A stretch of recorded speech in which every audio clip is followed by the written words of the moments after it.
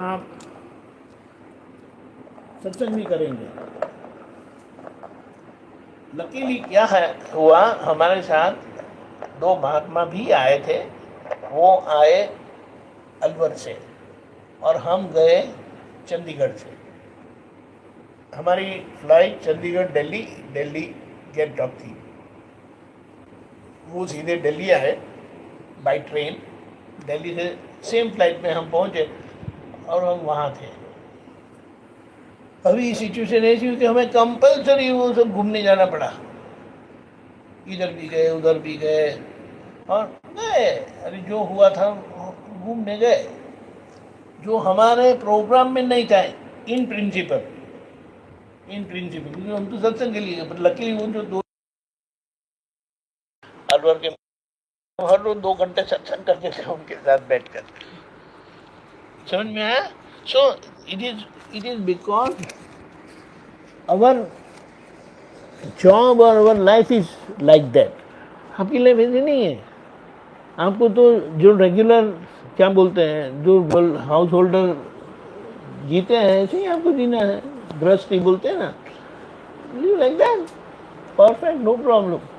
कोई भगवान ने इसको क्या बोले उसका अपोज नहीं किया है। वो खुद ही थे तो, but he lived a divine life. और वही डिविनिटी हमें भी बताएगी, you if you live with this divinity you will live a happy life, happy worldly life. ऐसा है। तो ये समझ से हम जिएंगे और ये इस समझ से जीने से आप सभी कर्म पास करोगे, 1-2 लाइफ में 3 लाइफ में खत्म हो जाएंगे। क्योंकि ये कर्म की टंकी जो है उसमें इनलेट बंद हो गया है। ये ज्ञान से इनलेट बंद हो गया है। देखो देखो भरता है कैसे। मेरा नाम वर्षा है, मैं वर्षा ही हूं, लेकिन ये ज्ञान से आप वर्षा नहीं रहे। मैं शुद्धात्मा हूं। हम बोलेंगे कि मुझे तो ऐसा कुछ लगता नहीं है।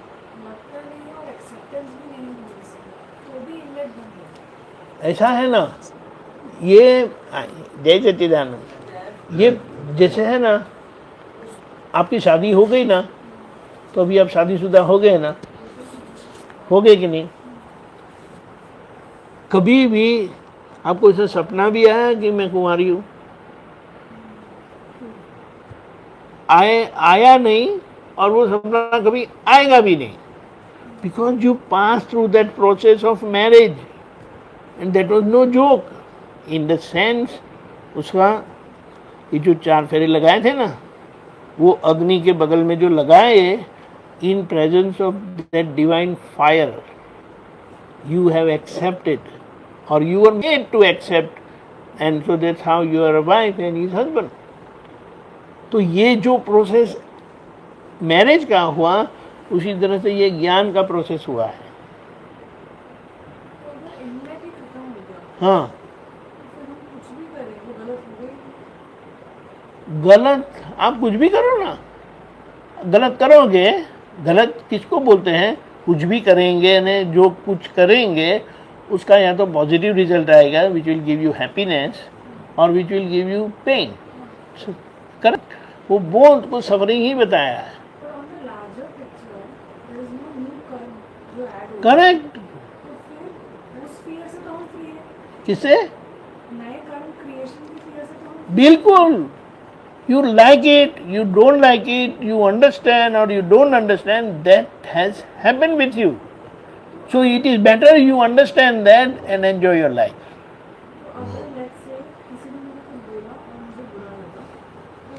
ये बुरा किसको लगता है? मुझे या ने? पर अगर मैंने जो भी रिटेलिएशन नहीं दिया, रिटेलिएशन दो या मत दो। रिटेलिएशन वर्षा देती है, रिटेलिएशन नहीं दी तो वर्षा ने नहीं दी। तो अगर मैंने रिटेलिएशन नहीं दिया तो मेरे पिछले जो कर्म बचे हुए हैं वो कट रहे हैं, कट ही रहे हैं। देखो बताता हूँ, नहीं होते हैं। मैं वो नए खड़े होने के लिए मैं वर्षा ही हूँ, ऐसा अंदर होना चाहिए। वो हो ही नहीं सकता। समझ में आया?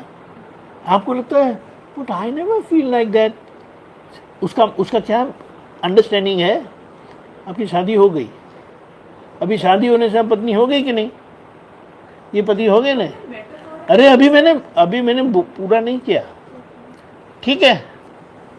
शादी होके आप ससुराल नहीं आए और उनके साथ नहीं रहे, घर पर ही रहे, तो शादी होने का एहसास आपको होगा? हम बोलेंगे कि मेरी शादी कहाँ हुई, मैं तो पापा के घर में हूँ, पहले भी पापा के घर में थी, अभी भी पापा के घर में हूँ। समझ में आया? उसका मतलब क्या है? ये ज्ञान मिलने के बाद आप ये ज्ञान की समझ से रहोगे तो आपको ये अंडरस्टैंडिंग एंड एक्सपीरियंस होगा। Your experience as a Jai Sachchidanand, बहुत अच्छी बात। Your experience as a wife and his experience as a husband will open only when you live together. Otherwise अगर ये आपके साथ नहीं है तो आप वाइफ करके कैसे जिएंगे? बच्चे अगर आपके साथ नहीं है तो मम्मी करके कैसे जिएंगे? समझ में आया? आप बहू हैं, सासू माँ के साथ नहीं रहेंगे तो डॉटर इन लॉ करके आप what are you going to experience? समझ में आया? ये बात है।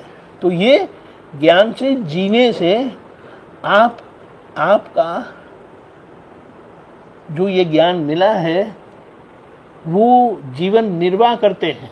जैसे आप पत्नी का जीवन निर्वाह करते हैं, मम्मी का जीवन निर्वाह करते हैं, डॉटर इन लॉ का जीवन निर्वाह करते हैं। समझ में आया? ऐसा है।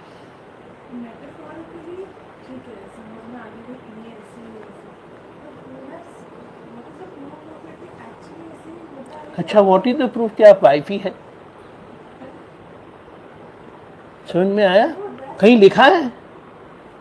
हाँ, आपके बॉडी पे कहीं लिखा है? नहीं है। Everything is here but that has been made as a permanent transformation. इसीलिए बोले वो जो बिलीफ बदल गई, मान्यता बदल गई कि अब मैं कुंवारी नहीं हूं, मैं शादीशुदा हूं, कभी जाता ही नहीं है, रिवर्स ही नहीं होता है। समझ में आया? इस तरह से ये भी है। लेकिन अगर आप ससुराल आए ही नहीं शादी के बाद तो ये शादी होने का एहसास आपको नहीं होता है। उसी तरह से समझो, आज तक अगर आप ज्ञान मिलने के बाद भी ज्ञान से नहीं रहे, समझ से नहीं रहे, तो आपको लगे मैं तो वर्षा ही हूँ, मेरा नाम वर्षा है। But you have pass through that process and now if you start living from now you will start realizing because you have passed through that process. जैसे आप ससुराल आओगे तो आपकी क्या बोलेंगे, फंक्शनैलिटी चेंज हो जाएगी। घर पे बेबी करके डॉटर करके रहते थे, अभी यहाँ पत्नी करके रहते हो, डॉटर इन लॉ करके रहते हो। समझ में आया? It will happen naturally, it will happen, obviously it will happen. यहाँ भी ऐसा ही है कि ये जो सेपरेशन होता है ना वो वंस एंड फॉर ऑल होता है। बट ये सेपरेटेड स्टेट को कभी आपने रियलाइज नहीं किया, यानी you are not lived actively, तो आपको वो महसूस नहीं होता है। समझ में आया?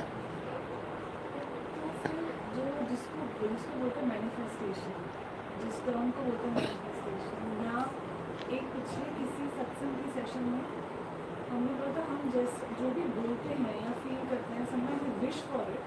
So in a way we are sending an application to the universe. Correct. उस एप्लीकेशन का कोई रेलेवेंस ही नहीं है। मेरे मैनिफेस्टेशन, मेरे प्रेयर्स, मेरे एप्लीकेशन का कोई रेलेवेंस ही नहीं है। क्यों? क्योंकि सब कुछ प्रीसेट है। जो भी होगा अपनी लाइफ में, आपको मालूम में प्रीसेट है। पर अपने ज्ञान में भी यही हुआ ना कि जो भी हो रहा है, यही बात समझना है कि ज्ञान में जो बताया कि सब व्यवस्थित है, उसको क्या समझाया है? After it happens except that is व्यवस्थित, नॉट बिफोर। अगर आपका व्यवस्थित ही है, बच्चों को छोड़ दो ना, उनकी जान के पीछे क्यों पड़ेगा?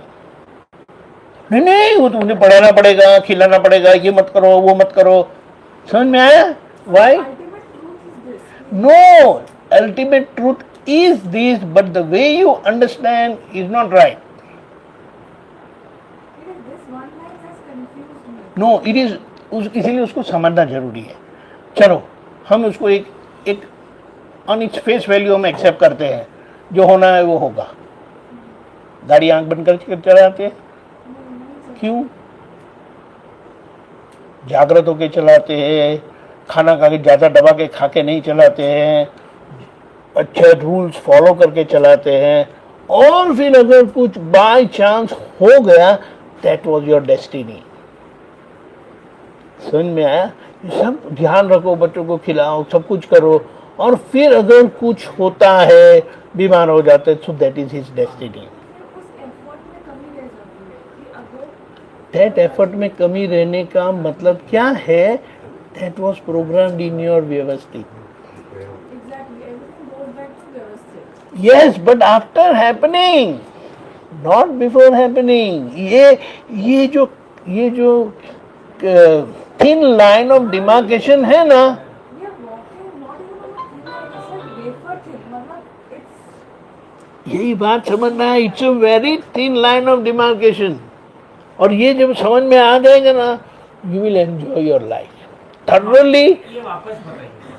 अच्छा देखो, सामान्य तौर पर जब मैनिफेस्टेशन से फिर देन व्हाटएवर हैपेंड आफ्टर. हाँ, ऐसा हम मानते हैं कि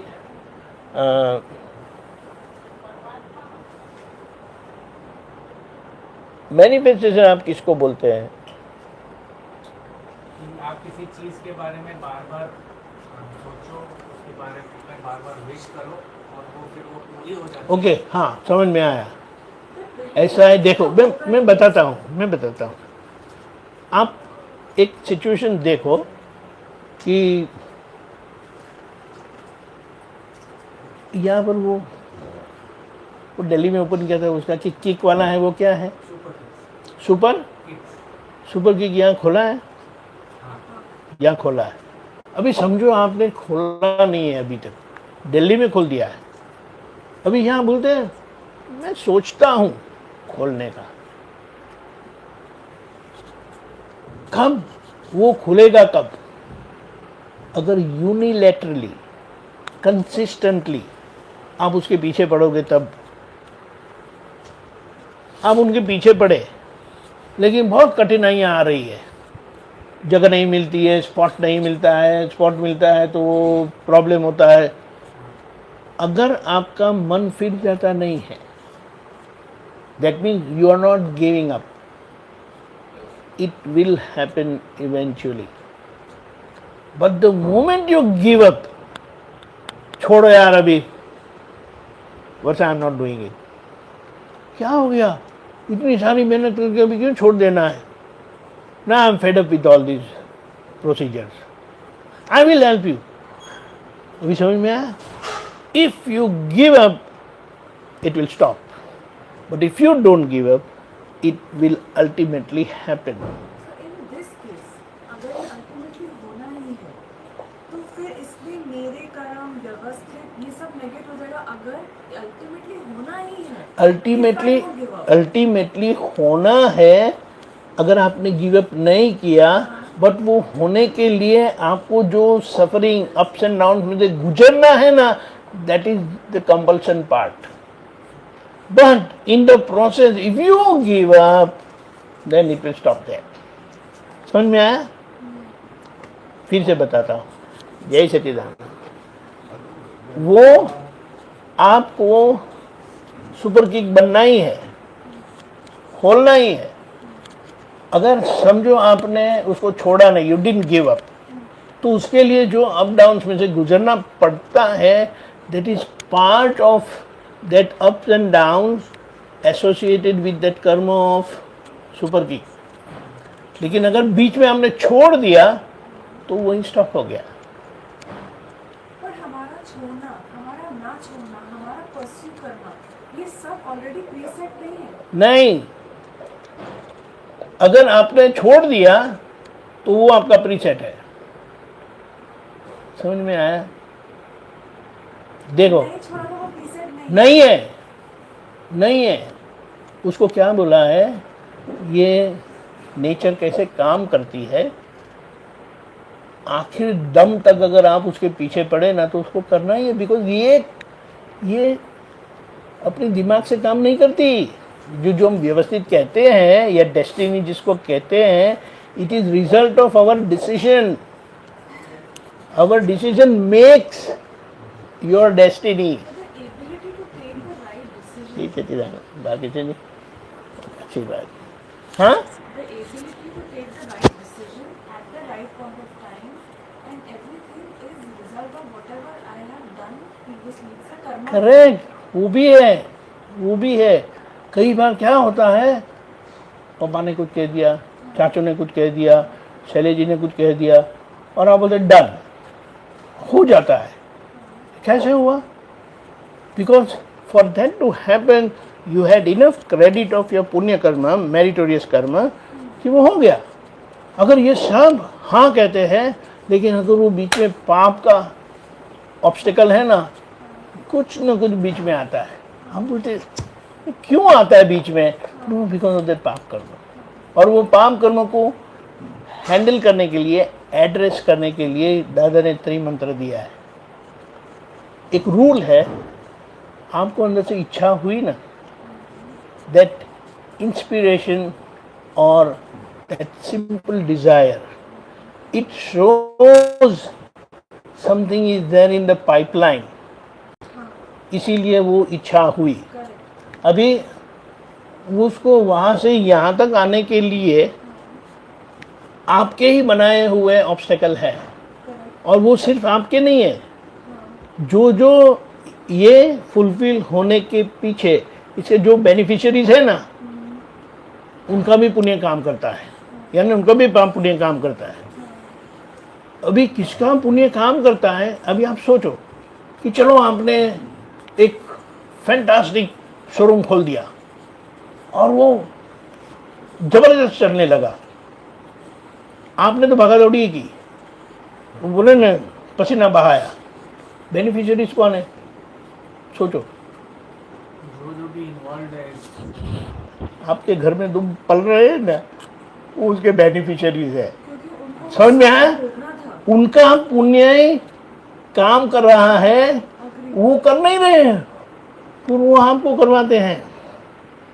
क्योंकि आप कोई भी चीज को समझना है ना, तो आप ढूंढ निकाल के बेनिफिशियरी कौन है। आपने तो पसीना बहाया, लेकिन बेनिफिशियरी वो मजा करेंगे। आप सोच सोच के पैसा इस्तेमाल करते हैं, वो मजे से पैसा इस्तेमाल करता है। अभी क्यों? क्योंकि उनको रेडीमेड मिला है, वो उनका पुण्य ऐसा लेके आए हैं, जिसके कारण जैसे कि पापा चाचू ने जो सब मेहनत की, उसका बेनिफिशियरी है। आप तो चलती गाड़ी में बैठे और सीधी हाई एंड गाड़ी में बैठे, वो आपका क्रेडिट था। समझ में आया? बच्चे हायर लेवल ऑफ क्रेडिट लेके आए हैं। बोलिए। मुझे क्रेडिट और बढ़ाना है। अगर बच्चों का क्रेडिट और बढ़ाना है, हमें हमारा क्रेडिट और बढ़ाना है, हाँ, और हमारे कर्म बनना तो बंद हो गया, इनलेट तो बंद हो गया। तो आप टेंशन क्यों करते हैं? आपने भाप लिया कि आपका क्रेडिट इतना ही है करके। How do you know that your credit is only this much? I don't want to know, वो तो मुझे मिलेगा ही। ऐसा है ना, आपका क्रेडिट है हाँ, तभी आपको ये डिजायर होती है। तो वो क्रेडिट है तभी वो डिजायर होती है। यस, और क्रेडिट होगा थोड़ी वो डिजायर फुलफिल भी होगी। नहीं, डिजायर है यानी क्रेडिट है ही। डिजायर के बगैर आपका कोई अटेम्प्ट भी नहीं होगा। देखो, डिजायर का मतलब क्या है, सुनिए।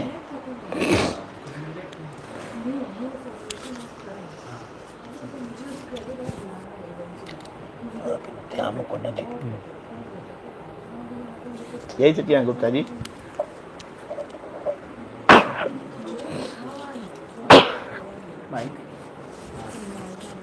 No, that's fine. मैं बताता हूं, बीज है ना, बीज है,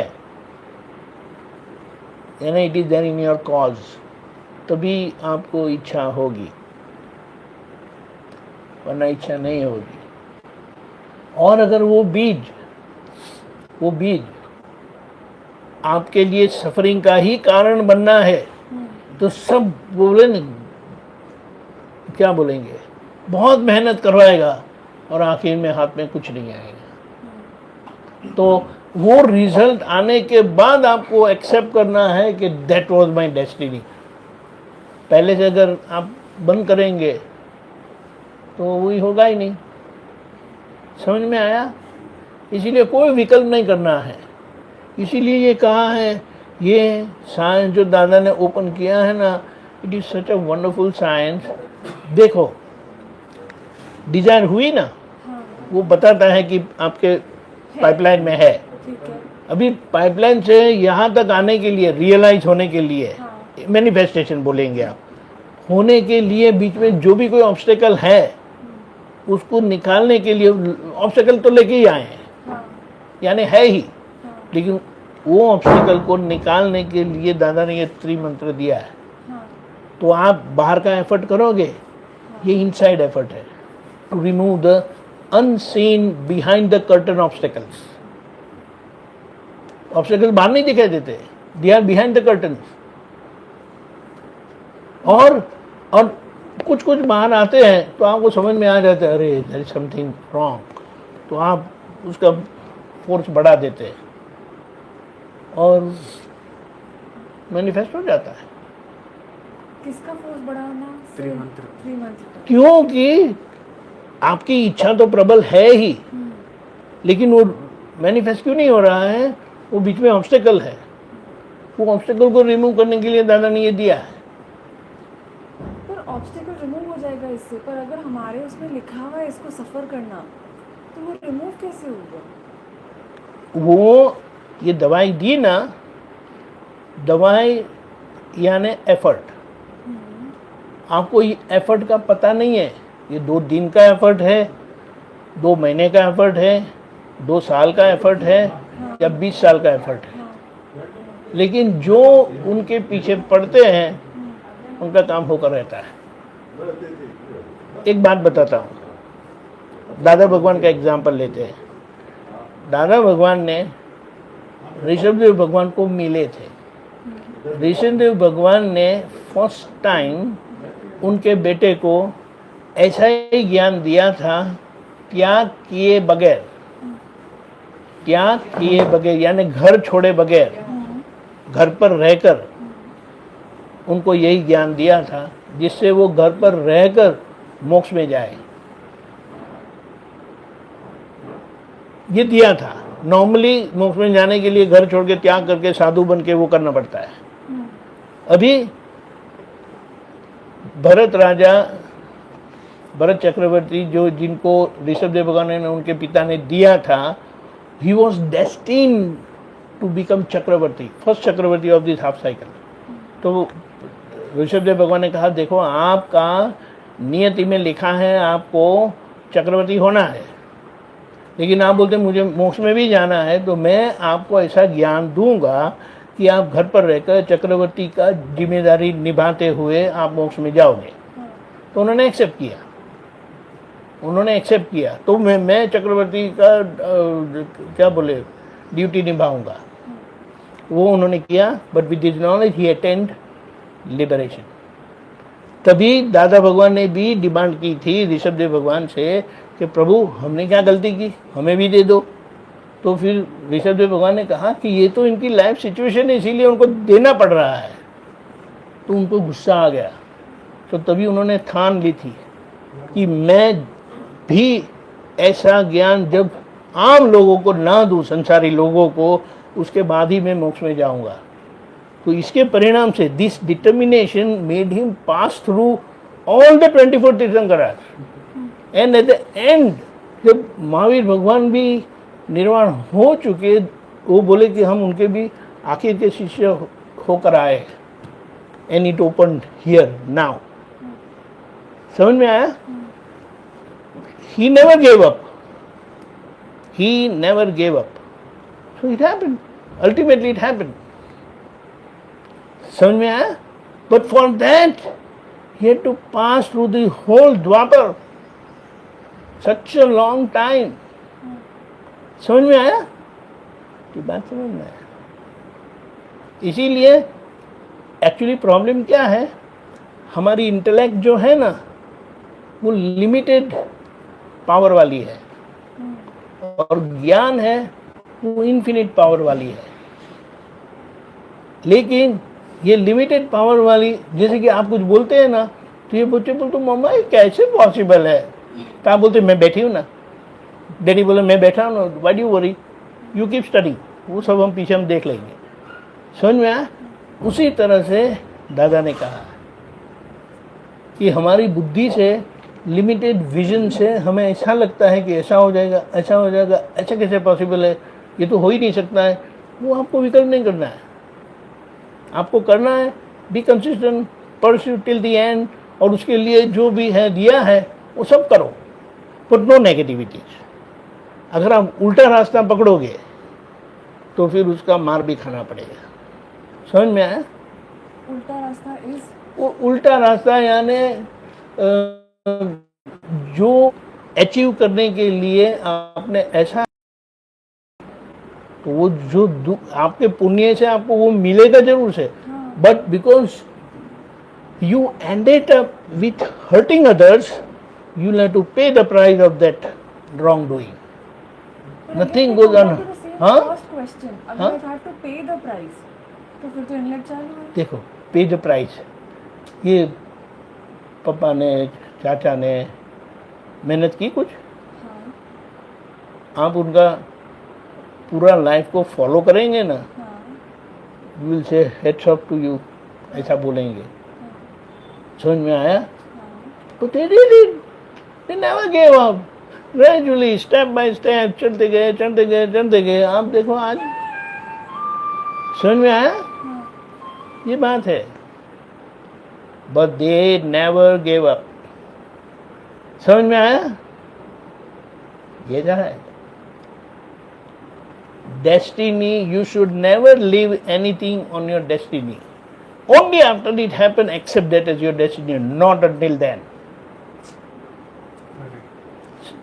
This is the crux of this whole understanding. अगर आप पहले से डेस्टिनी बोलेंगे जो गलत है, जो ऐसा मान लेते हैं होना होगा वो होता है, समझ में आया? जो करेक्ट नहीं है, इट इज इनकम्प्लीट अंडरस्टैंडिंग, और वो समझ से अगर आप करोगे तो आप मार ही खाओगे, और ये समझ से करोगे तो you will live with vigilance, with right understanding, और आपको उसका बेनिफिट भी मिलेगा।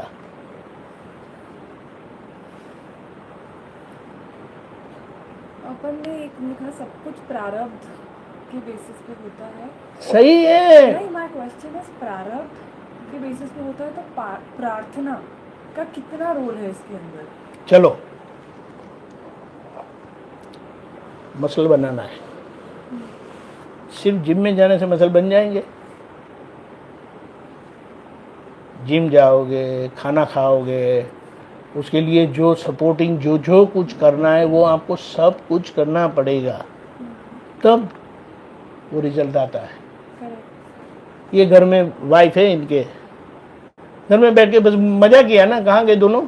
ये लोग काम करते रहे, आप मजा किया। वो घर पर बैठे उन्होंने क्या क्या प्रार्थना की आपको क्या मालूम है? पूछो उनको। ये जो काम करते हैं उसके पीछे आपकी कोई विश, आपकी कोई प्रार्थना होती है नहीं होती है? होती है। You are indirectly contributing to his success. समझ में आया? तो इस तरह से उसको क्या बोले, कोई भी चीज अचीव करने के लिए दो चीज प्राइमरी है, एक दुआ यानी ग्रेस, ब्लेसिंग, एंड दवा। दवा is your physical efforts and दुआ इज योर, उसको क्या बोलेंगे, डिवाइन इंटरवेंशन। दोनों जरूरी है। जैसे कि आपको शादी करनी है, पापा को शादी करवानी है, तो सामने वाले भी रेडी होने चाहिए ना। वन साइडेड नहीं होती है शादी, दोनों साइड एक्सेप्ट करते हैं तब शादी होती है। तो ये दो एक पैर से नहीं चल सकते, दोनों पैर चाहिए, लंगड़ी करना पड़ेगा। जो वन साइडेड हो जाते हैं ना वो अचीव नहीं कर सकते, और जो अचीव करते हैं ना उनका ये दोनों साइड होती है, लेकिन उनको ख्याल नहीं होता है कि ये जो इन डिवाइन इंटरवेंशन है ना वो उन्होंने कॉन्शियसली किया है। कुछ भी करने पर वो नारियल फोड़ते हैं, वो क्या है, व्हाट इज दैट? ये कार्य अभी तक हुआ है, ये बीच में मेरा अहंकार नहीं आए, इसलिए ये मैं अहंकार को फोड़ता हूँ। You are getting away with your ego, but आपको मालूम नहीं है, वो पंडित जी करवाते हैं और हमने समझ लिया है पूजा करेंगे, स्वस्तिक ड्रॉ करेंगे। इट इज नो जो unknowingly we are taking the blessings of the divine. चलो हम रहते नहीं यहाँ पर, तो आपको लगता है कि आप लोग 1 2 3 4 5 6 लोग रहते हैं, घर में जो 2 3 लोग हैं, 7 8 9 10 लोग, ये जगह पे देवी देवता भी है, उनका भी आपके ऊपर आशीर्वाद है, हमें पता नहीं है, लेकिन उनका कंट्रीब्यूशन भी है, वो भी काम करता है। अगर उनका सपोर्ट नहीं है, कहीं ना कहीं आपको कुछ ना कुछ समस्या आती रहेगी। फिर आप पंडित जी को बताएंगे, पंडित जी बोलेंगे अरे आप ये किया, अरे नहीं ये तो कभी नहीं किया, करो आप। समझ में आया? This is what it is. क्या बताया, आप हेल्दी कब कहा जाता है? Physically, mentally, intellectually, emotionally, spiritually, ये 4-5 फैक्टर आते हैं तब आप ट्रूली हेल्दी होते हैं, वरना कोई भी एक कम होगा ना, यू विल ड्रॉप। सुन में आया? ऐसा है, आपके घर में सभी की सेहत अच्छी है ना, तब आप हैप्पी है।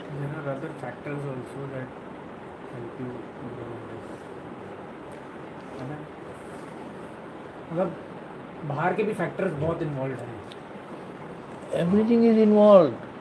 देखो, आपकी दुकान अच्छी चलती है ना, तो उनके वहाँ काम करने वाले, उनकी भी पुण्य है, उनको भी तनख्वाह मिलती है, उनकी तनख्वाह भी बढ़ेगी। आपकी दुकान अच्छी चलेगी, उनकी तनख्वाह भी बढ़ेगी नेचुरली। वो अच्छा काम करते हैं, आप तो घर पर बैठते हैं, आप तो जाके खाली विजिट करते हैं, ये हुआ करके वापस आ जाते हैं। Not that your effort is not there, you are working behind the curtain, but active कौन करते हैं? डे टू डे बेसिस पर वो लोग करते हैं, तो उनको उनका भी मिल जाता है। यही है, क्योंकि आपको भी समझ में आता है यार, मैं तो घर पे बैठा बैठा ये किया, ये क्या एफर्ट तो इनकी है, और आप उनको ऐसे रखते हो, इसीलिए वो आपके लिए काम भी करते हैं। अगर हमको ढंग से रखेंगे नहीं तो चले जाएगा। This is what it is. बहुत जबरदस्त है, इसीलिए हमारा परसेप्शन इतने को देखते हैं, पर जैसे वो परसेप्शन बढ़ता जाता है ना, आपको कंप्लीट पिक्चर दिखाई देगा कि किस तरह से इन सभी लोगों का कंट्रीब्यूशन से ये बात बनी, जिसको दादा भगवान ने साइंटिफिक सर्कमस्टेंशियल एविडेंस का for anything to happen. It is not one person effort.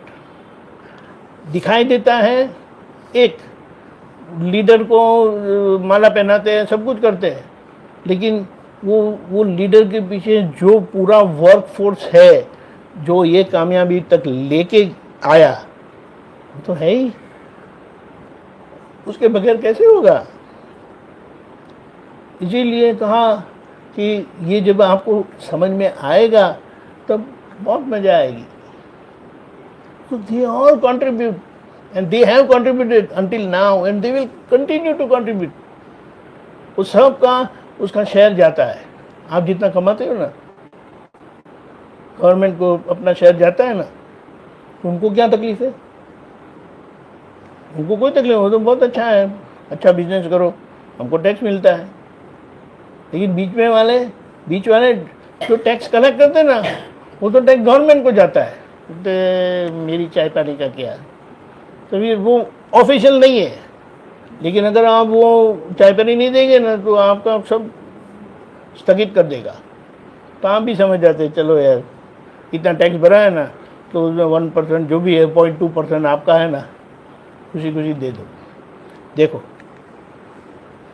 Postman आपका मनी ऑर्डर लेके आया ₹1,00,000 का, अभी वो तो पोस्टमैन ही है, लेकिन आप खुशी खुशी उनको चाय पानी का नहीं दे देते हो। अगर आप नहीं देते तो नेक्स्ट टाइम आपका मनी ऑर्डर जो 15 तारीख को आने वाला था ना, वो 1.5 महीने के बाद लाएगा। क्या करेंगे साहब, मिल नहीं रहा है, बोलो। तो आप भी समझ गए कि यहाँ सबका ध्यान रखो, वो अपना भी ध्यान रखेंगे, ऐसा है। और आप अट जाएंगे, नहीं ₹2 भी नहीं दूंगा, तो आपको सफरिंग, उससे जुड़ा हुआ सफ़र करना पड़ेगा। वंडरफुल। इसीलिए ये सब धीमे धीमे, उसको क्या बोलते हैं, जब आप नीचे होते हैं ना, तो आपको 2-3 चीज़ दिखाई देती है। जैसे जैसे आप ऊपर जाते हैं, यानी हमारा परसेप्शन बढ़ता है, तो आपको पता चलेगा कि the whole system is working singularly, और इसीलिए सारी दुनिया चलती है, और इसमें सबका कंट्रीब्यूशन है, और फिर मजा आएगी। और हम मानते थे मैंने किया, समझ में आया? तो इस तरह से जब हम जिएंगे तो हमारा जीवन बहुत अच्छा जाएगा। एक अच्छे शासक के साथ उनसे जुड़े हुए सब लोगों को बेनिफिट भी मिलता है, सभी को बेनिफिट अपना अपना, और सभी को अपना कंट्रीब्यूशन देना ही होता है, और वो देते भी है, तब काम चलता है और काम होता है, ये बात है। और जो जिनका परसेप्शन ऐसे वाइड स्प्रेड होता है, गुड पर्सपेक्टिव, तो वो समझ भी जाते हैं, और वो गलती भी करते नहीं है, वो वन साइडेड कभी नहीं होते, ऐसा है। इसीलिए बढ़ो आगे, क्योंकि आप बाहर दिखाई देंगे एक, लेकिन इनके पीछे पूरा लश्कर है। आज मोदी साहब की जो भी सक्सेस है, उसके पीछे वो अकेले हैं, उनका डिटर्मिनेशन है डेफिनेटली। उसको क्या बोलेंगे, चलो एक ऐसा भी बात करेंगे। एक अच्छे आदमी आते हैं ना, तो उनके साथ कई लोग इकट्ठे हो जाते हैं, क्योंकि अच्छे लोग तो है ही दुनिया में, लेकिन अच्छे लोगों को एक अच्छा शासक भी चाहिए, लीडर भी चाहिए। तो उनको जब मिल जाता है तो उनको ये लोग भी मिल जाते हैं, और अच्छा काम चलता है। और फिर ये सभी का पुण्य इसे वो चलता है, 25 साल, 50 साल, 100 साल, फिर से डाउनफॉल आता है, वो अप एंड डाउन होता रहता है। लेकिन ये समझ से जब हम जिएंगे, तो हम हमारे कर्म को भी निर्वाह करेंगे, जिम्मेदारी भी निर्वाह करेंगे, और मुक्ति की ओर भी बढ़ेंगे। एंड बढ़ेंगे, यहाँ पर आप मुक्तता का एहसास करोगे, while living worldly life, committed worldly life। Dilip ji कल ही हमने याद किया था आपको, बोले वो कभी कभी आ जाते हैं। हाँ चलने वाले पैसा को मैंने बोला था कल रात को मैं लेके जाऊंगा। हाँ, आना ही पड़ेगा इसमें। इसीलिए understand the separated state, enjoy the separated state, and learn to handle your karma without having any preoccupation, any prejudice, कुछ नहीं कर। वो ऑब्स्टिकल्स किसको नहीं आए, ये ऑब्स्टिकल का ही जमाना है। लेकिन जो हारते नहीं है, जो पीछे हटते नहीं है, the reason is that vision is universal vision। आपको समझ में आता जाएगा एंड द मोमेंट आपको समझ में आता है, you will start taking care of that, so that will not create any obstacle in your success, because उनका भी कंट्रीब्यूशन है। पुराने कर्म को हैंडल करने का यही एकमात्र यही रास्ता है। यही है। और ये दादा भगवान ने इतना इजी कर दिया है, कोई टेंशन नहीं। कोई बोलते कि मुझे इतना करना है, दादा कहते करो, 500 लोगों को जॉब मिलेगा, अच्छा होता ही है ऐसा। और सब नहीं कर सकते, कि सबको विचार भी नहीं आएगा, वो बोलते हैं मेरी एक दुकान बहुत अच्छी है, I am fine with it, ऐसा है। तो जैसे अपन बोले थे कि हम डिटर्मिनेशन से काम आगे करते जाएंगे, हमें ये ख्याल आया ही इसलिए क्योंकि इवेंचुअली हमारे इसमें लिखा हुआ है और हम आगे चलते जाएंगे तो हो भी जाएगा। अब एक जैसे लेट्स से शेयर मार्केट है, the person has to know when to withdraw at the right point of time, otherwise वो खत्म हो जाता है इंसान। That is called gambling. No, I'm just giving you an example. But when to no, that is withdraw. not the right example. तो then gambling का मतलब क्या है पता है? आंखें बंद करके चलना।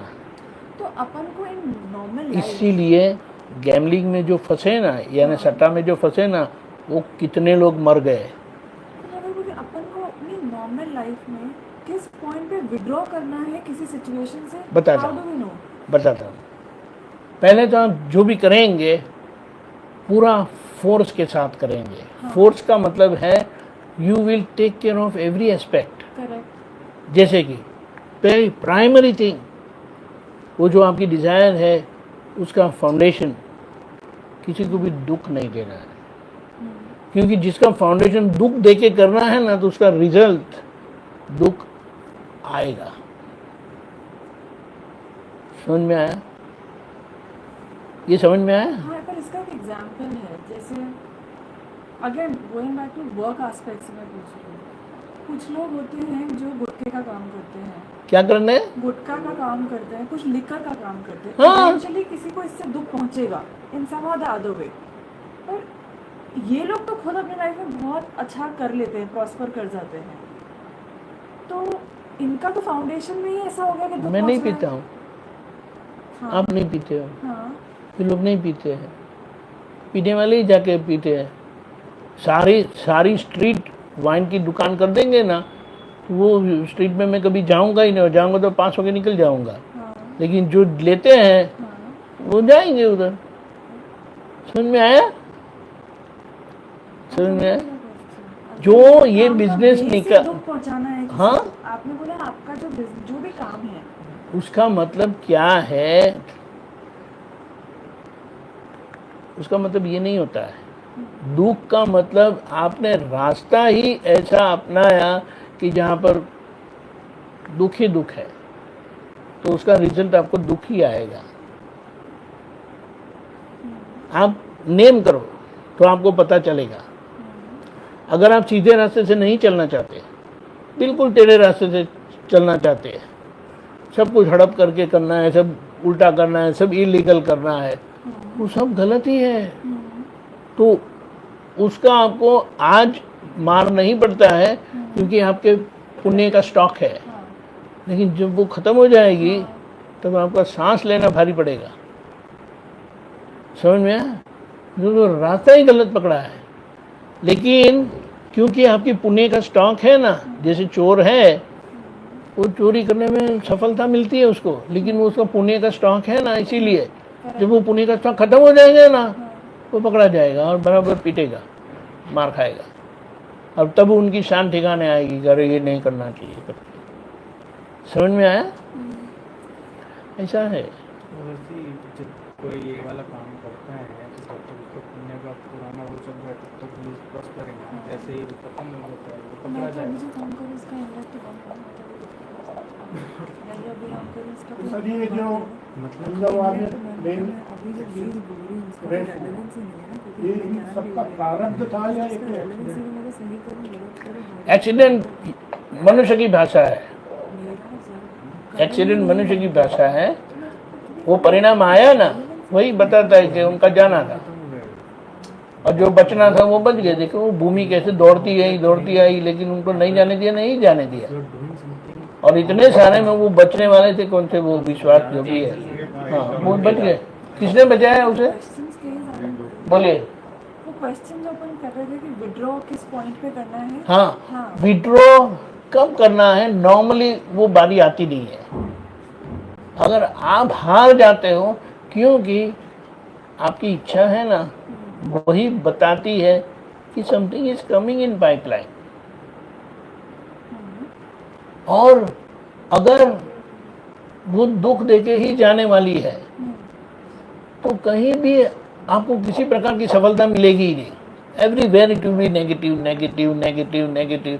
फिर आप तो इवेल्युएट तो करेंगे ना कि 1 to 10 एस्पेक्ट है उसके फुलफिल करने के लिए।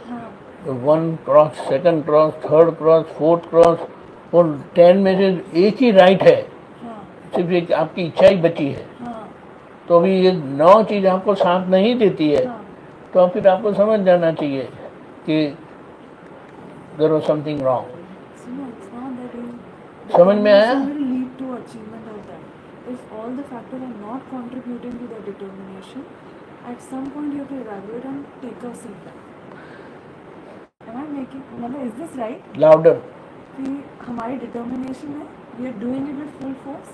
At some point, if we feel that all the factors are not coming together, that means there is something wrong and we need to take a seat back. उसके लिए उसका मतलब क्या है कि अभी आप जो कोई एफर्ट लगा रहे हैं, अभी एफर्ट लगाने में ही आपका खर्चा बहुत बढ़ रहा है, तो फिर वो रास्ता सही नहीं है। There is something wrong. Nature आपको बता रहा है कि आप स्टॉप हो जाओ।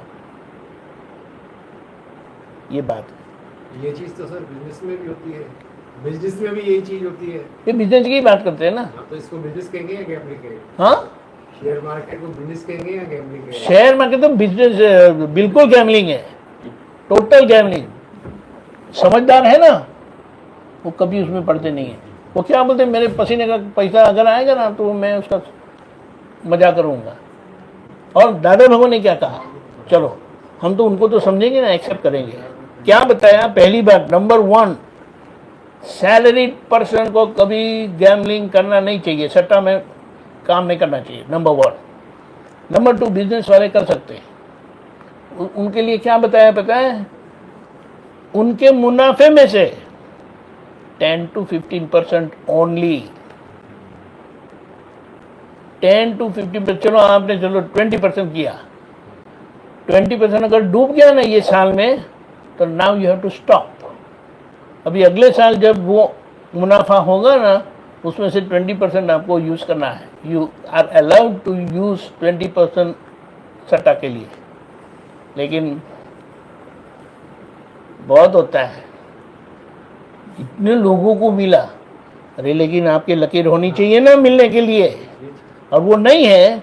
और ये बाउंड्री क्रॉस करेंगे, मुनाफे में से 20 में से आप 40 किए, डूब गए, 60 किए, डूब गए। That is gambling. लेकिन क्या पता मेरा नसीब कल खुल जाए, ऐसा करके सारा मुनाफा गया।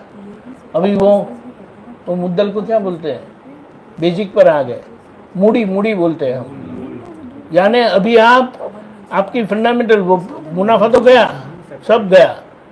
अभी आप अंदर आने लगे ना तो तब भी आंखें खुलती नहीं है। अरे सारा घर मॉर्गेज कर दिया, और बोलते नहीं शायद मिल जाए, पूरा घर भी गया। घर में 6 लोगों को लेके दवाई पी के सो गए सब लोग। इसको मूर्खता कहते हैं, समझदारी नहीं कहते। यानी लालच, लोभ हमें इतना अंधा कर देती है कि विवेक बुद्धि भी चली गई, क्योंकि उनको फायदा हुआ ना। अरे उनके कर्म से उनको फायदा हुआ है। आपको पहले ही 20% आपके डूब गए, तो आपको समझना नहीं चाहिए। और जो समझदार है ना, जो मेहनत करके बड़े हुए हैं, मेहनत करके कमाया है, वो बोलता है ये मूर्खता का धंधा हम नहीं करते।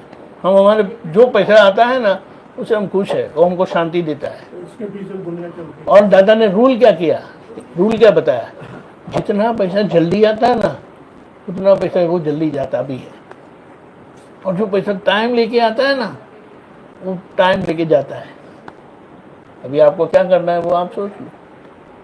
ये सब जीवन व्यवहार की हकीकत खुली की दादा भगवान ने।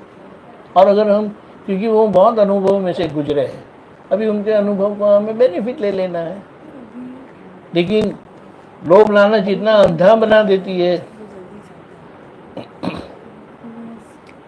इसीलिए वो बोलते हैं ना, जो गैम्बलिंग करते हैं ना, जो वो घोड़े के देश में जाते हैं, बहुत नुकसान करते हैं। ऐसा है, इसीलिए बात समझ लो और अपना जीवन संवार लो। दादा भगवान ने कहा है, और इनकी समझ से जियोगे, एक दुख छुएगा नहीं, सुख ही सुख। कर्म क्या बताया, कर्म का दुख हमें भुगतान करना चाहिए, मूर्खता का दुख वो गलत बात है, ऐसी मूर्खता हम नहीं करेंगे। लेकिन वो क्या बोले, विनाश काल विपरीत बुद्धि बोलते हैं ना, और जब खराब होने का होता है ना, तो वो सब गलत गलत गलत गलत ही करते हैं, अब किसी को पूछते नहीं है। अमेरिका की एक बात बताता हूँ, एक सीक्रेट बात बताता हूँ आपको। हाँ बोलो, किसी को बताना नहीं, ठीक है। एक स्कीम निकली है, आप $1,00,000 दो, वो साल के अंत में 12 महीने में 2 लाख करके देते हैं। बोला अच्छा, मेरा फर्स्ट क्या बोलते हैं इंस्टॉलमेंट आ गया, 3 महीने में $30,000 आ गए, दूसरे महीने में भी आ गए, $60 आ गए, $60,000 आ गए, तीसरा इंस्टॉलमेंट आया ही नहीं। अब उनको टेंशन होने लगा, क्यों नहीं बुलाएगा, फोन किया, फोन उठाते नहीं है कोई। तब तक फोन उठाते थे, फोन उठाते नहीं है। फिर वो जहाँ जाके वो जो काम किया था, साइन किया था, जो भी कुछ किया था, वहाँ गए तो शटर पड़ा है। फिर साल में आके रोने लगे, अरे यार मैं डूब गया, धोखा दे के गया। जब वो आए थे तो बता, इसको बताना नहीं, साल में $2 लाख हो ही जाएंगे, क्या करें। मुझे तो एक ही समझ में आता है, अपने खुद के पापा है ना, ऐसा करेंगे नहीं, तो किसी और पे मैं विश्वास कैसे रखूं। पापा देंगे ऐसा? पापा बोलते हैं कि मुझे 10 लाख रुपया दो, मैं आपको 20 लाख रुपया 1 साल में दे दूंगा, तो आप पापा को भी ट्रस्ट नहीं करेंगे, डेफिनेटली नहीं करेंगे। है क्या आपके पास कि जिसके कारण ये होगा। लेकिन जब मार खाना होता है ना, विनाश काल में विपरीत बुद्धि बोलते हैं ना, वो लोभ लालच ऐसी गलती करवाता है ना। इसीलिए आप बात समझ लो, दूसरों को देख के क्या बोले जंप मत करो, मार खाना पड़ेगा। इसमें कर्म फल वाले तो संबंधित होते हैं। हाँ, जिनका कर्म फल ऐसा होगा वही तो उस तरफ जाएगा। इसको मूर्खता कहते हैं, ऐसी बात भी नहीं करनी चाहिए, केवल मूर्खता। तो फिर कर्म फल केवल मूर्खता, तो कर्म फल केवल ये बुद्धि का विकल्प है, बुद्धि का विकल्प है, नहीं, वो जब बुद्धि का विकल्प है। ये करेंगे, कर्म फल करेंगे ना, तो कभी आप भी फंस जाओगे। मूर्खता बोलेंगे तो मूर्ख कभी यहाँ पैर नहीं रखेगा। समझ में आया? समझ में आया कि नहीं? नहीं समझ में आएगा, मार खाने का बाकी है ना, इसीलिए। और जिनको मार नहीं खाना ना, उनको पहले कदम पे आखिरी कदम दिखाई देता है। फिर यूं को कहते हैं, फिर यूं इसमें विज्ञान में क्यों कहते हैं कि सब जैसा आपका पुराना चार्ज होगा। वो आपने बोला, आपने समझाया ऐसा, दादा ने ऐसा नहीं कहा है। दिस इज योर इंटरप्रिटेशन, दादा ने ऐसा नहीं कहा है। क्या बताया? होने के बाद वो आपका था, पहले से नहीं बोलना है। पहले से बोलना है तो आंखें बंद करके स्कूटर चलाओ, वो तो करते ही नहीं कभी। बोलो। वो तो व्यवस्थित के बारे में कह रहे हैं। ये व्यवस्थित, आप ये कान पकड़ो या ऐसा घूम के पकड़ो, वही सही भी बात समझ में आए।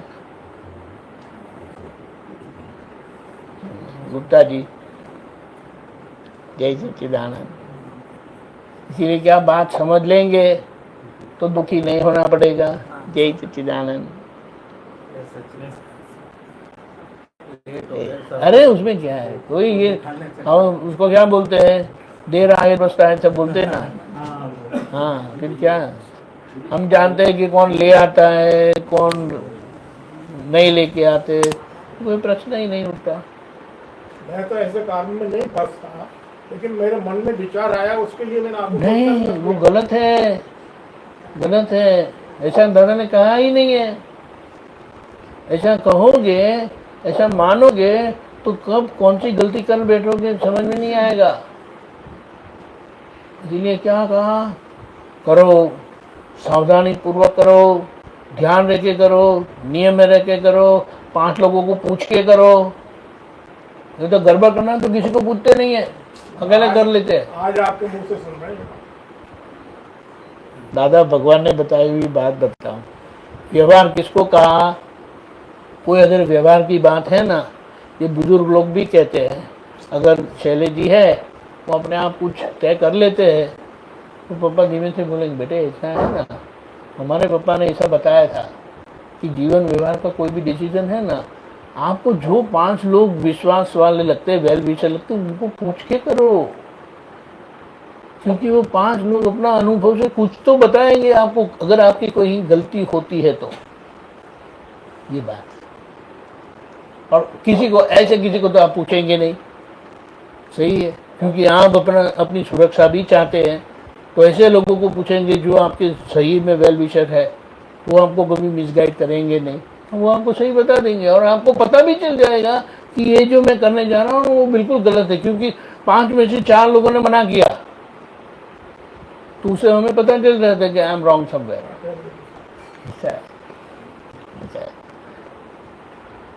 इसलिए किसी प्रकार की जल्दबाजी नहीं चलेगी। व्यवहार है तो कुछ नहीं पड़ेगा। मिलिट्री में कोई अपनी तरह से पैर भी आगे बढ़ा सकता है, नहीं बढ़ा सकता।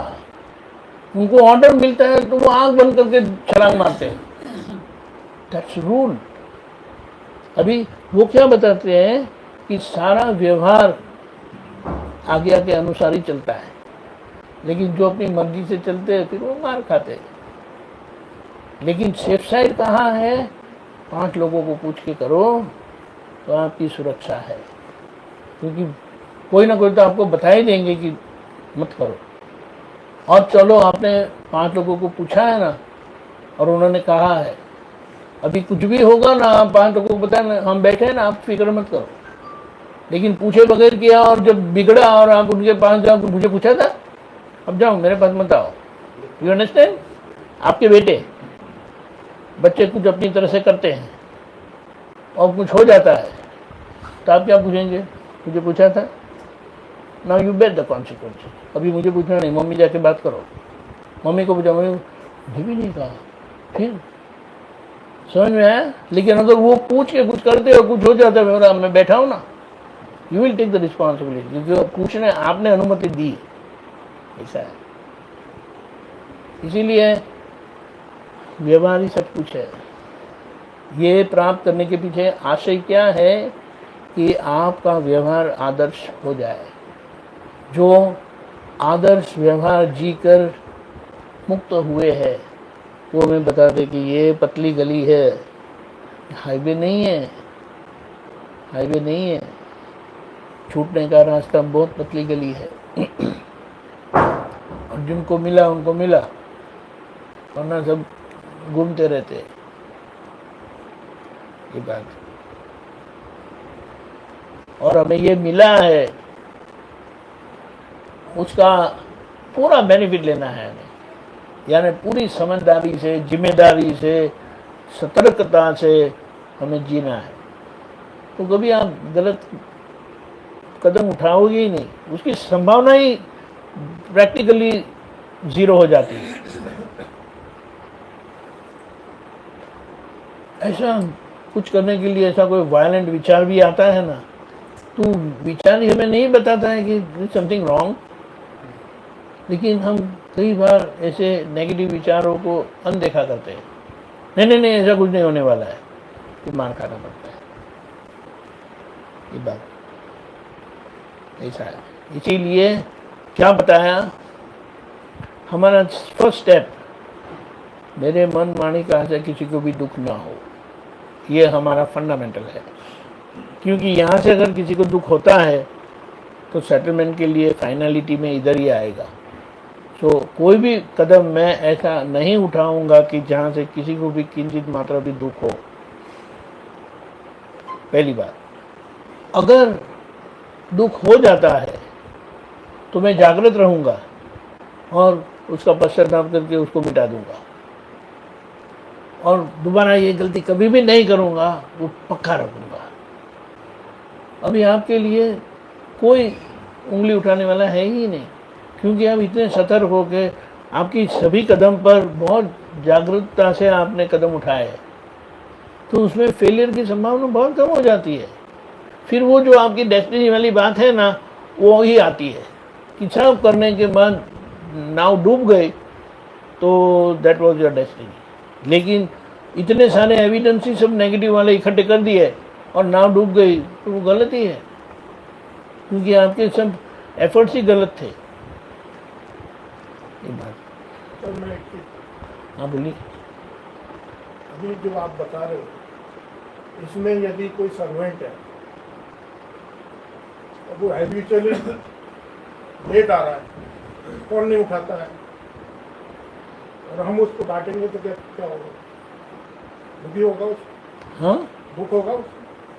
तो वो उसको तो डांटना चाहिए, नहीं डांटना? उनको डांटना ही चाहिए कि मम्मी है पापा है, बच्चों को डांटेंगे नहीं, बोलेंगे डांटेंगे, जरूरत पड़े तो मारेंगे भी। नहीं तो उसको यदि फिर दुख होगा तो उसका क्या अरे उसको दुख होना चाहिए, होना चाहिए? तभी उनको रियलाइज होता कि मेरी गलती है, और फिर बड़ा होगा ना तब उनको पता चलेगा डैडी ने मारा था, thank you daddy, thank you mamma, आपने मारा था तो नहीं मेरी घरवालों शान। की नहीं कह रहा मैं, तो सर्वेंट की बात। सर्वेंट की वो सब, उसका मतलब क्या है, क्या बताया। अगर कोई काम करते हैं आपके वहां, उससे कुछ टूट गया, उससे कुछ टूट गया, हमने अंदर से समझ लिया व्यवस्थित है, यानी वो टूटना ही था, टूटने के बाद वो टूटना ही था, बताना है, समझना है। उसके उस महीने की तनख्वाह में से काट लो, वो दुखी तो होगा ही, ठीक है। दिवाली में वो बोनस में उनको फुलफिल कर दो फिर से वापस, तो उनको क्या लगेगा, साहब बहुत अच्छे हैं, मेरी गलती का उन्होंने दंड भी दिया, लेकिन दिवाली में तो मुझे वो दे दिया। दिवाली तक तो वो गालियां देगा जाने कितनी। तो देने दो ना, देने दो ना, लेकिन उनको रियलाइज होना जरूरी है कि ऐसी गलती नहीं करनी चाहिए। ध्यान ध्यान रखो भाई, पैसे आसमान से टपकते नहीं है। अभी तक तो हमने यही सुना था सर कि ये व्यवस्थित है और उसको काटना नहीं चाहिए। नहीं नहीं, ऐसा कहाँ कहा। इससे नए कर्म थोड़ी बनते हैं। ये मम्मी पापा बच्चों को डांटते मारते तो क्या नए कर्म बनते? नहीं, जैसे ये इसका नहीं। बोल रहे हैं, नहीं, आपको मारना कहाँ है, ऐसे ही मारते, मूड में आ गया और मार दिया। नहीं वैसे नहीं, मतलब उसका कारण होता है और उसका ढंग होता है कि हर बार को थोड़े हाथ उठाएगा। हाथ उठाना नहीं, मतलब उसको बोलना मुंह से। बोलना तो पड़ेगा ही ना। दादा क्या कहते हैं, टाइम पर आना चाहिए, लेट आएंगे उनका पैसा काटा जाएगा, बराबर काम करो, ढंग से काम करो। और फिर जो होता है ना उल्टा, वो व्यवस्थित से समझने का। ऐसा नहीं बोलेगा सब व्यवस्थित चलता है, आप अपना काम करो, ऐसा बोले कोई मूर्ख भी नहीं करता है। ये ज्ञान हमें मूर्खता नहीं करवाता है, सतर्क रखता है, अलर्ट रखता है, व्यवहार कैसा होना चाहिए वो बोलते हैं, और फिर जब बिगड़ता है तो अंदर समझ लेते हैं कि वो फिर भी सामने वाला बाज नहीं आता तो फिर उसका देखो उसको रूल होता है। दीपावली आई जाती नहीं नहीं, वही रूल होता है, 1 टाइम 2 टाइम 3 टाइम, हमारे कंपनी का रूल है। 3 बार वो गलत करता है तो जय सच्चिदानंद। आप काम के लिए योग्य नहीं है। सिंपल बात है, उसमें कोई वो बात नहीं है। जो किसी को भी समझ में आए, ऐसा हमें इमोशनल होने की जरूरत नहीं है। चलो, दादा की सेवा में थे तो क्या दादा डांटते नहीं थे? अरे दादा डांटते थे ना, वो दूसरे सब लोग भाग जाते थे, वो देख नहीं पाते थे वो जिस तरह से डांटते थे। तो और वो डांटते थे कैसे? वो दूसरे दिन वापस आ जाता है। वो दादा बोले कि कल तो मैंने डांटा, फिर आज क्यों आए वापस? दादा वो तो कल की मेरी गलती थी ना, आज थोड़ी गलती है, आज तो मुझे आना ही है। कल की बात कल की हो गई, वो मैंने समझ लिया कि वो मेरी गलती थी, दोबारा मैं नहीं करूँगा, वो मैंने समझ लिया, तो आज नई बात हो गई। ये कनेक्टिविटी क्यों टूटी नहीं? क्योंकि उन्होंने बाद में जो कनेक्शन एस्टेब्लिश रखा और जो डाटा, उसके लिए उन्होंने पश्चाताप भी किया। बोले भाई मुझे भी मोक्ष में जाना है। समझ में आया? रूल तो रूल सभी के लिए एप्लीकेबल है, तो डांटना नहीं, पश्चाताप भी करना। चलो तो करना ही पड़ेगा। मतलब डेली का डेली किसी को डांटे, डेली का डेली। हाँ, देखो, आप अकाउंटिंग डेली नहीं करते, डे टू डे बेसिस पर नहीं करते, और ज़्यादा से ज़्यादा क्या करेंगे? 2 दिन का, 3 दिन का, हफ्ते का। लेकिन अगर आपके ट्रांजेक्शन बहुत है तो आपको डेली करना पड़ेगा। Eight the end of the day सब क्लियर करके आप जाओगे। ऐसा ही अभी खाते खाते चाय गिर गई, कल धोने वाला ही है ना। अरे दौड़ते हैं, बोलो क्या हो गया? अरे यहाँ चाय गिर गई। ऐसा है, हफ्ते में एक बार क्यों नहीं नहाते? अरे वो तो नहाना ही पड़ेगा हर रोज। कपड़े क्यों पहनते हो रोज रोज नए नए, यानी धोए हुए? अरे नहीं है, वो तो धोए हुए कपड़े पहनने चाहिए ना। तो उसी तरह से ये मन को धोना, अपनी वाणी को धोना, अपने आचरण को धोना, क्योंकि गलत होता ही रहता है। ये जीवन व्यवहार ही आज का ऐसा है, कुछ ना कुछ गलत हो ही जाएगा, हो जाएगा। आपको करना नहीं, फिर भी हो जाएगा। तो इसीलिए ये धोने का सामान दादा ने दिया। ये रात को जब सो जाते हैं ना, तो बिल्कुल स्वच्छ होकर निश्चिंत होकर सो जाते हैं। कल के लिए हम तैयार हैं। महाराज जी, भरत भाई ने या परेश भाई ने पहले ये बताया था कि आपकी बाई आज नहीं आई है, कल आई। उसके ऊपर आप बरस पड़ते हैं, कल क्यों नहीं आई, बताया नहीं, मैं परेशान हो गई। तो उसको ऐसे मत करो, उसके हालचाल पूछो, कल को कैसे नहीं आई, तेरी तबीयत खराब थी क्या? सब चढ़ जाएंगे वो। चढ़ेगी नहीं, उसको अंदर से ये लगेगा कि मेरे हालचाल पूछे, भाई मेरे घर में क्या प्रॉब्लम थी, इसलिए तेरे घर में क्या प्रॉब्लम है, इसलिए तू नहीं आई। तो उसके साथ में ऐसा व्यवहार कर। यानी आंख बंद करके सिर्फ डांटना सही नहीं है, थोड़ी जांच पड़ताल करके समझ लो कि वो क्या हुआ, और फिर वो बताती है नहीं नहीं ऐसे ही है, तो वो गलत बात है। देखो मैं एक बात बताता हूँ कैसा हुआ। पापा है, वो धंधा संभालते हैं, हर रोज जाते हैं 10 जगह पे, 10 दुकान है, 10 जगह पे जाके परेशान होते हैं, इधर गए इधर गए इधर गए इधर गए इधर गए। अभी बच्चे के हाथ में वो धंधा आया, बच्चा ने क्या किया, सभी जगह पे मैनेजर तो है ही, वो जाके मैनेजर को डांट कर आते, ये करके आते। मैनेजर पर विश्वास नहीं रखा, क्या बताया कि हर रोज का जो भी आपका इन आउट जो होता है ना, वो मुझे भेज दो। हर रोज सुबह में 7 बजे वो फैक्स आ जाता है, रात को 12 बजे जब वो क्लोज करते हैं तो फैक्स आ जाता है या इन्फॉर्मेशन आ जाती है। तो उनको मालूम है बिजनेस कैसा चल रहा है। एक संजोग ऐसा हुआ कि वो 1 महीने के बाद गए, थोड़ा दूर वाला था स्टोर, तो जा नहीं पाए।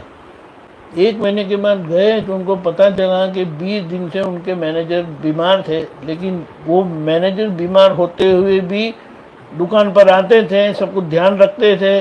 बोले साहब ने मेरे पर इतना ट्रस्ट किया है, विश्वास रखा है, तो मुझे विश्वासघात नहीं करना चाहिए। और उन्होंने, नहीं तो वो मैनेजर के बगैर वो दुकान कैसे चलेगी। समझ में आया? उन्होंने इनकी तनख्वाह बढ़ा दी तो उनका और भी विश्वास बढ़ा। समझ में आया? ऐसा है। आपने जो बताई भाई वाली बात बताई ठीक है, आज भाई को तो जांच पड़ताल नहीं करी, अपने आई इसके हालचाल पूछे, अपन ने उसको कुछ नहीं कहा।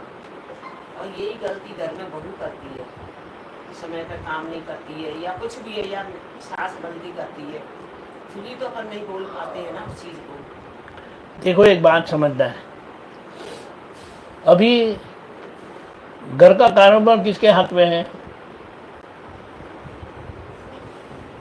आप क्या बताना चाहते हो? सास के अगर साथ में? आपके हाथ में है तो सब आपको करना है, अगर वो नहीं करते हैं वो आपको कर देना पड़ेगा। क्या करना? और जो भी आपको करना है आप ही करना है तो आपको कर देने का। बिल्कुल। और अगर बहू करती है तो बहू पर छोड़ देने का।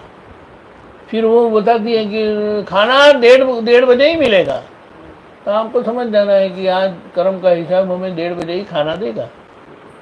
12 बजे बहुत भूख लगी तो अंदर जाके एक लड्डू खा लेने का। मेरा ये कहना नहीं है, भाई के ऊपर तो हम बरस पड़े, ऐसा लेकिन यही- वहाँ क्यों चुप हो गई? इसीलिए वो बताया नहीं, छोटे बच्चे होते हैं ना, वो मम्मी अगर 12 बजे खाना देते हैं तो 12 बजे खाते हैं। मम्मी किसी काम को बस लेट हो जाते, 2 बजे बनाती है तो 2 बजे खाते हैं। वो 12 बजे भूख लगती है तो बेटा ये खा लो, वो कुछ भी नहीं खा लेता है, वो कोई झगड़ा करता नहीं है।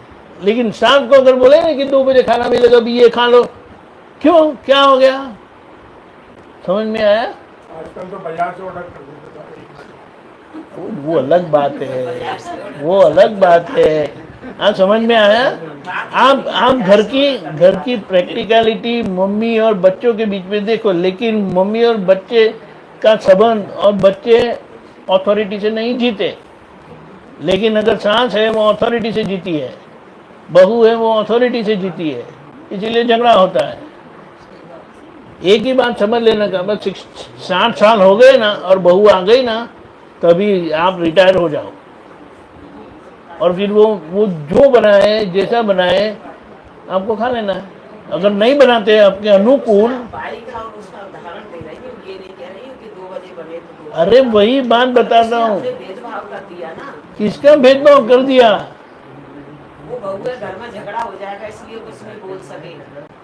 मैंने बोलने का ना नहीं कहा, बोलना है तो बोलना है, लेकिन बात समझना है।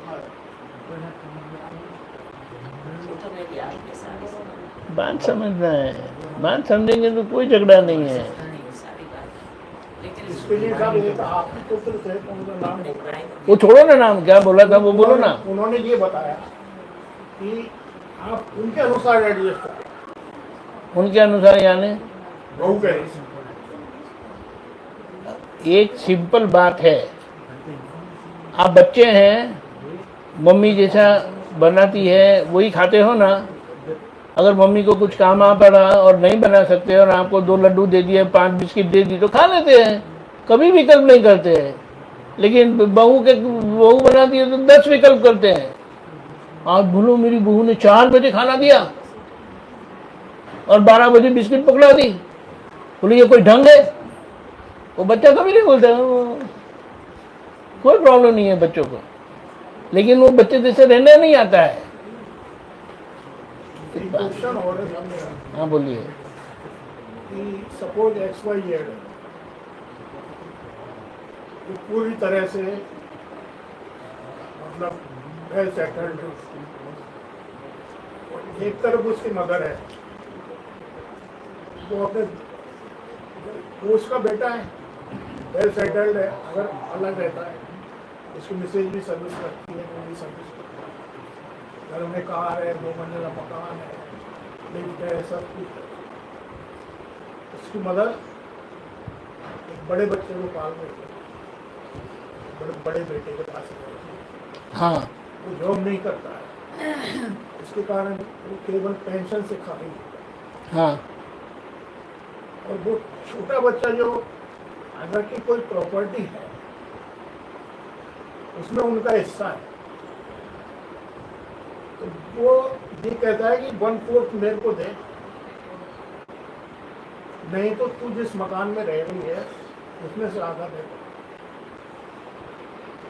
मतलब आधार का जो मकान है जिसमें तुम रह रहे हो उसमें से आधा मेरे को दे, और मैं उसको यदि छोड़ता हूँ तो दादा का जो मकान बिक रहा है उसमें से 1/4 इसको क्या? देखो एक बात, ये घरेलू हिसाब और झगड़ा ऐसा है ना, अभी इनको कोई प्रॉब्लम नहीं है, फिर भी उनको अपना चौथा हिस्सा चाहिए।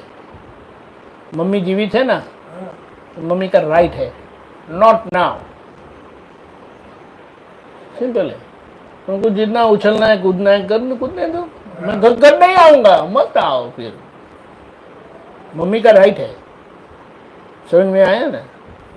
क्लियर है, कुछ मैटर बहुत क्लियर होती है, लेकिन अगर वो इमोशनल हो जाते हैं और परेशान होते हैं, उनको जो करना है वो करने दो ना। वो मम्मी का, उसको क्या बोले, उनका कॉल है, वो यस और नो कह सकते हैं, और उनको कोई तकलीफ भी नहीं है वैसे, तो सिर्फ आवाज ही करना है तो वो करते रहो आप, कोई प्रॉब्लम नहीं। लेकिन एक बात है कि ये घर के हिस्से का डिवीजन, प्रॉपर्टी का इतना बड़ा झगड़ा है, समझदार ये झगड़े में आएंगे नहीं। लेकिन आज पैसे के लिए इतनी एक लोभ है, एक लालच है कि उनको कहीं से 10,000 रुपया भी मिल सकता है ना, लाखों पड़े हैं उनके पास, लेकिन वो 10,000 छोड़ेगा नहीं। ये मानसिकता है, क्या करेंगे। और ये घर का झगड़ा बहुत कॉम्प्लिकेटेड होता है, और मैं तो जॉइंट फैमिली में बड़ा हुआ हूँ, और हर रोज़ झगड़े होते थे। मैंने 7th क्लास में तय किया था कि पापा का 1 पैसा लेने वाला नहीं हूँ, अगर लिया ना तो मैं पहले तुम्हारा दांत तोड़ूंगा। मैं अपने आप को बोला था। ये झगड़ा करने का हमें शोभा देता है कुछ? ये एक संस्कार है हमारे, पहले दांत में तुम्हारा तोड़ूंगा, मुझे और कुछ सुनना नहीं है। तो हर रोज सुबह में पहला पानी डालता हूँ ना, तो ऐसा करके वो तय करते हैं ना, प्रण लेते कि क्या बोलते वो हर रोज में करता था। पापा का पैसा एक भी लेना नहीं है, वो पढ़ा रहे हैं, वो मेरे लिए बड़ा नहीं है, मुझे पढ़ाने के, खड़े रहने के काबिल बनाया, वो इनफ नहीं है। पैसे के लिए झगड़ा करने का ये कोई जीवन है? मैं तभी की बात करता हूँ। और संजोग ही देखो ऐसा आया ना कि वो मुझे पलट के देखने की जरूरत नहीं पड़ी। बोलो, दादा ने क्या कहा, झगड़ा करोगे ना करोड़ों रुपया का नुकसान है। झगड़ा करते हैं लाखों का, और करोड़ों रुपये का नुकसान झगड़ा करके करते हैं। ये मूर्खता नहीं है तो क्या? और आपको जरूरत नहीं है, अगर जिनको जरूरत है, परेशानी है, बात अलग है, लेकिन ऐसा नहीं होता है। इसीलिए ये प्रॉपर्टी के झगड़े में जो छूट गए ना, उनका मोक्ष हो गया। और समझने की बात, दादा को ज्ञान मिला ना, तुरंत ही उनकी कंपनी उनके नाम पर कंपनी थी, AM पटेल एंड कंपनी। 2 साल में 58 में ज्ञान मिला, 60 या 61 में विड्रॉ हो गए। उनके जो पार्टनर के बेटे थे, जो साइट पर काम करते थे, महेंद्र भाई, MK पटेल एंड कंपनी कर दी। और फिर उन्होंने पैसे का व्यवहार ही नहीं रखा कि जहाँ पर लेना देना भी हो। बोलो क्यों? क्योंकि ये पैसा चीज़ ही ऐसी है कि आपकी वृत्ति बिगाड़ के रखता है। और बोले उनका जो ज्ञान का खजाना खुला हुआ है ना, उसके सामने ये कुछ नहीं है। बोलो, और इसीलिए कोई प्रॉब्लम नहीं। चल में आया सर, एक अपनी प्रकृति व्यवस्थित के अधीन है, अज्ञानी प्रकृति अहंकार में अधीन। हाँ, क्योंकि उन्होंने, अहंकार वाले जो अज्ञानी है, उन्होंने कुदरत की सत्ता हाथ में ली है। वो कुदरत को स्वीकारते नहीं है। और ज्ञानी महात्मा जिनको ये ज्ञान हुआ है वो प्रकृति के नियम अनुसार चलते हैं और उनको आज्ञा मिली है और आज्ञा के कारण उनको व्यवस्थित के आधार पर चलना है। अहंकार चले गया। प्रकृति नियम मन वचन का, हाँ मन वचन हाँ, सबकी मन वचन का है। उन्होंने समझ लिया है। देखो आप सोचो, हमारी पुकार या हमारा दंगा या हमारा झगड़ा खाने को नहीं मिला उसके लिए नहीं है, रहने को नहीं मिला इसके लिए नहीं है, पहनने के लिए कपड़ा नहीं मिला उसके लिए नहीं है। जिसकी हकीकत में ज़रूरत नहीं है और वो शायद सारे जीवन में आप कभी वो पैसे का उपयोग भी नहीं करेंगे, सब ऐसा इकट्ठा करके रखने के लिए उसका झगड़ा करते हैं। इसीलिए दादा ने क्या बताया, झगड़ा कब करना चाहिए? बोले जिस दिन आचार और रोटी खाने नहीं मिले ना, बगावत करना। जिस दिन पहनने के लिए कपड़े नहीं है ना, बगावत करना। जिस दिन सोने के लिए 3x6 की जगह नहीं मिली ना, बगावत करना। इसके बाहर पागलपन है। अभी बोलो आप, किसको ये होता है? इसलिए जीना सीखना है और ये सीख गए ना, सब समस्या का समाधान। एक महात्मा आए थे, दादा को बोला, अरे मैं बहुत परेशान हो गया हूँ, बहुत परेशान हो गया। दादा को लगा अरे बहुत तकलीफ में। दादा ने पूछा तो जवाब क्या आया पता है? पिछले साल 30 लाख का मुनाफा हुआ था, ये साल 10 लाख का ही मुनाफा हुआ, तो वो बोलता है 20 लाख का नुकसान हो गया। समझ में आया? दादा इतना गुस्सा हो गए, उनको बोला, सेठ अगली बार ऐसे रोते हुए आओ, कब आना? शाम को सब्जी रोटी खाने को नहीं मिले ना, तब आना, और उसके बगैर रोते हुए आना तो मैं जूते से मारूंगा तुझे। किसके लिए रोना चाहिए वो तो समझना चाहिए। बोलो, 20 लाख का मुनाफा कम हुआ उसको नुकसान बोलते हैं, क्या बोलेंगे? ये आज का दिमाग ऐसा है। अरे अच्छे से इसी पे तो वो शेयर मार्केट गिर जाता है। शेयर मार्केट तो है ना, देखो गुप्ता जी, शेयर मार्केट वाले सब जोखिम लेते हैं। वो सही आपकी बात सही वो है। अरे दादा भगवान ने बात बताया, हम कहाँ बताएंगे? वो समझदार कभी शेयर मार्केट में पड़ेंगे नहीं। वो कमाएगा जो वहीं खाली करके जाएगा। अमेरिका में एक सिचुएशन ऐसी हुई, डॉक्टर अच्छा कमाते हैं, तो उन्होंने देखा कि मोटर बिजनेस में कमाना बहुत है, तो उन्होंने स्लीपिंग पार्टनर होके 4 लोगों के बीच में मोटर ली। मेन पैसे वाले ये 2-3 काम करते हैं, उनका कंट्रीब्यूशन ज़्यादा नहीं था। संजोग ऐसा आया, मोटर में आग लगी और 5-10 लोग जल गए। रात को सोते हुए वो शॉर्ट सर्किट हुआ और वैसा हो गया। लेना नहीं देना, उनको पैसा सिर्फ बढ़ाना था। वो कभी उनका पैसा उपयोग करने वाले ही नहीं थे, पर बस वो इधर इतना था ना, उसको ऐसा इतना करने का था। उसको क्या बोलते हैं, इंश्योरेंस वाले ने, वो 3 तो कंगाली थे, वो तो काम करते थे। 3 जो थे पार्टनर वो काम करते थे। मेन इनका कंट्रीब्यूशन, मॉनिटरी सपोर्ट इनका था, वो क्या बोलते हैं, फाइनेंस इनका था। सब बोझा इनके पर डाला और 1 मिलियन से ऊपर वो सब उसमें गया। तब की बात है, 20 साल पहले। अरे आप डॉक्टर है, आपको इस तरह से पैसा बढ़ाने की क्या जरूरत है? लेकिन दिमाग है ना, जब कुछ डूबने का होता है ना, तो सब गलत काम होता है। ऐसा है। इसीलिए जो पैसा इस तरह से आता है ना, वो समझदार तो वो वहाँ वो बैठेगा ही नहीं कभी। और बैठना भी नहीं चाहिए। आपको क्या तकलीफ है? मैं तो आपका पुत्र था, यानी हूँ अभी। तब की बात है जब हर्षद मेहता का प्रॉब्लम हुआ ना, एपिसोड हुआ, तब हमारे पहचान वाले, नज़दीक वाले बताए, वो जानते हैं ना कि हम तो आप तो पुत्र है, तो हमारा कोई खर्चा नहीं है।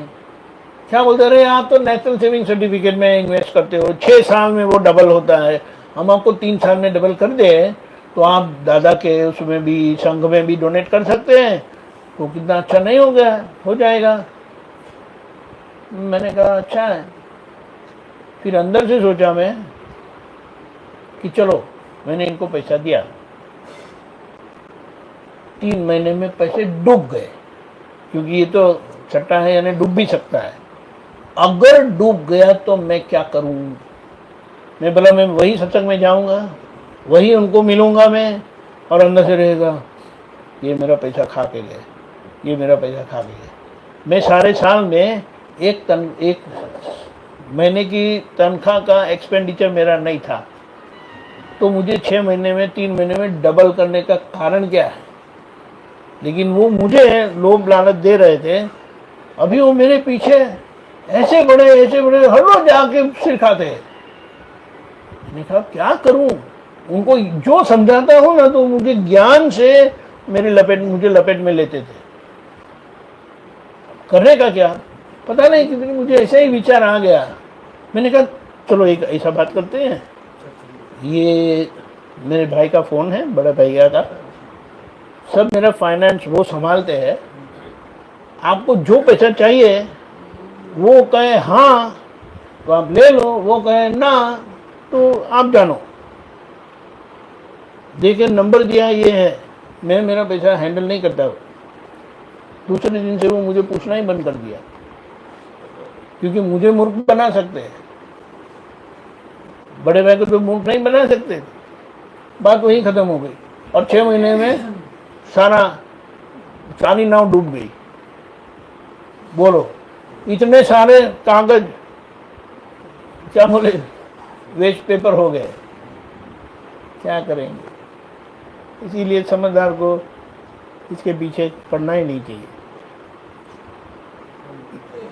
मुश्किल से 3-3.5 हज़ार की सैलरी थी, 83, 84, 85 में, यानी तभी वो बहुत होती थी। और बोलते थे हम सब आप तो पुत्र 11-11 हज़ार रुपया निकालेंगे तो अच्छा हो जाएगा, 3 महीने में डबल हो जाएगा, ऐसा हो जाएगा, ऐसा हो जाएगा। लेकिन मेरे अंदर एक ही दिमाग में आता था, 0 हो गया तो मैं क्या करूं? मुझे नहीं करना है। लेकिन ऐसा सॉल्यूशन आ गया, बहुत अच्छी तरह से आ गया, और 6 महीने में वो पूरी नाव ही डूब गई।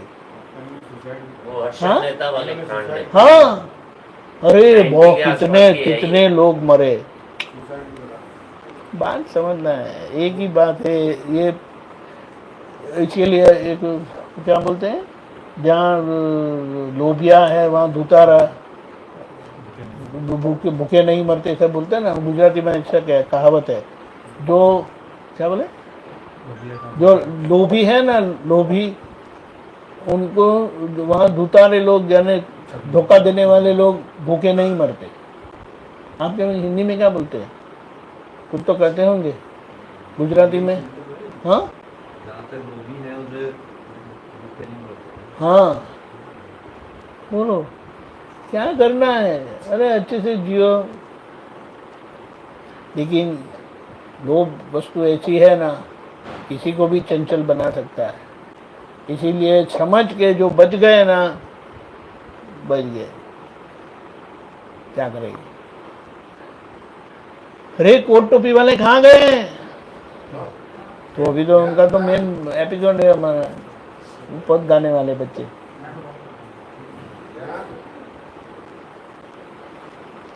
दादा भगवान ने इतनी अच्छी स्पष्टता की है ना, अभी उसको अच्छे से हमें जिए जाना है बस। वरना क्या कहा, उनके समझ के अनुसार जिएंगे ना, कभी कोई समस्या आएगी नहीं। और कितना भी भारी कर्म होगा वो यूं गुजर जाएगा जैसे पता ही नहीं चला। इसके लिए क्या कहा, शुद्ध उपयोगी और समताधारी, ज्ञान ध्यान मनोहारी रे, कर्म कलंक दूर निवारी, जीव वरे शिव नारी रे। यानी जीव शिव नारी को यानी मोक्ष को प्राप्त करते हैं।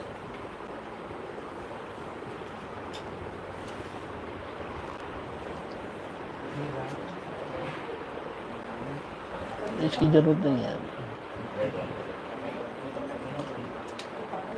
करेक्ट,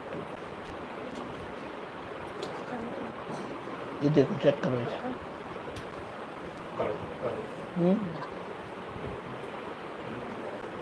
हाँ, यस यस।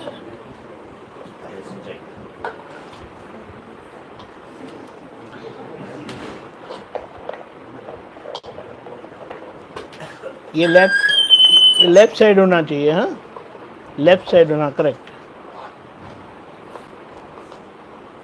अच्छे से मुंह के सामने लगाना। हाँ, बोलो बोलो आप। हेलो बोलो। हेलो। हेलो। हाँ, बस बराबर है। ये लो।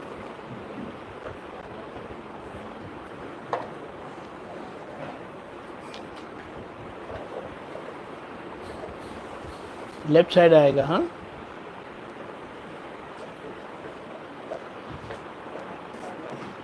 करेक्ट।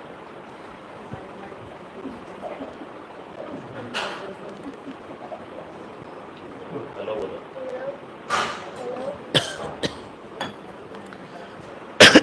हेलो। हाँ सही। ये भी रखना पड़ेगा दोनों।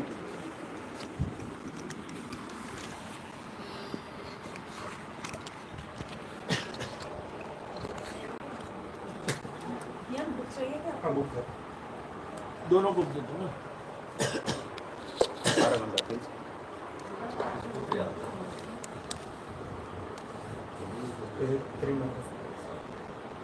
नहीं, ठीक है।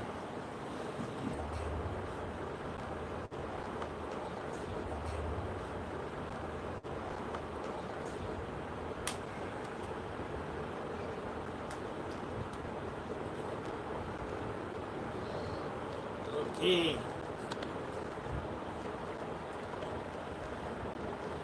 जय सच्चिदानंद। जय सच्चिदानंद। शुरू। दादा भगवान ना असीम जय जयकार हो। दादा भगवान ना असीम जय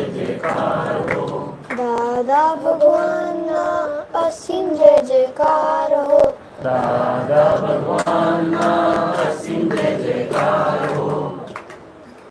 कोथ टोपी वाले दादाजी हमारे, हम हैं तुम्हारे, नमस्कार हमारे।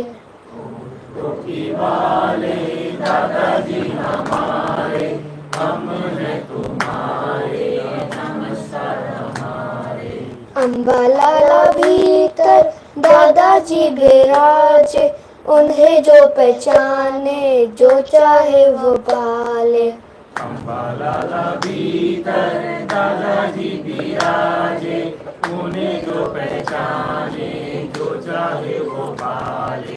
ज्ञान हमारी प्यास है, केवल सबकी भूख है, कुर्बानी कुरान है, आत्म रामी सूख है। ज्ञान हमारी प्यास है, केवल सबकी भूख है, कुर्बानी कुरान है, आत्म रामी सुख है। हम सभी एक है, सच्चा शादी पाना है, न किसी से लेना है, शांति से ही जीना है। हम सभी एक हैं, सच आजादी पाना है, ना किसी से लेना है, शांति से ही जीना है। जग कल्याणी भाव है, शुद्धात्मा ही लक्ष्य, मोक्षानंद देव है, सच्चिदानंद वक्त है। जब कल्याणी भाव है, शुद्धात्मा ही लक्ष्य है, मोक्षानंदम ध्येय है, सच्चिदानंद व्यक्त है। प्राणों से भी प्यारे हैं, भोले भाले दादा है, सारे जग से नाता है, सीधे साधे दादा है। प्राणों से भी प्यारे हैं, भोले भाले दादा है, सारे जग से नाता है, सीधे साधे दादा है। सपनों में हमें आते, नींद से जगाते, निर्मल सुख संस्कार से हरदम हमें हंसाते। सपनों में हमें आते, नींद से जगाते, निर्मल शुद्ध संसार से हरदम हमें हंसाते। चरणों में झुककर हम होते हैं, अज्ञानी विज्ञानी ये मुक्ति सुख देते हैं। चरणों में झुककर हम बंधन मुक्त होते हैं, अक्रम ज्ञानी विज्ञानी ये मुक्ति सुख देते हैं। शॉर्ट एंड स्वीट, 100 टच का सोना है, 2 अक्षर का नाम है, डीए डीए दाता है। शॉर्ट एंड स्वीट, 100 टच का सोना है, 2 अक्षर का नाम है, डीए डीए दादा है। दादाजी के नाम से काम अपना होता है, जीवन नैया चलती है, दुनिया अपना फोटा है। दादाजी के नाम से काम अपना होता है, जीवन नैया चलती है, दुनिया अपना फोटा है। जिन्हें मोक्ष चाहिए उनके लिए आए हैं, कुर्बानी कल जोग में पैरल चेकबुक लाए हैं। जिन्हें मोक्ष चाहिए उनके लिए आए हैं, उधारी कल युग में पैरल चेकबुक लाए हैं। कोट टोपी वाले दादाजी हमारे, हम हैं तुम्हारे, नमस्कार हमारे। कोट टोपी वाले दादाजी हमारे, हम हैं तुम्हारे, नमस्कार हमारे।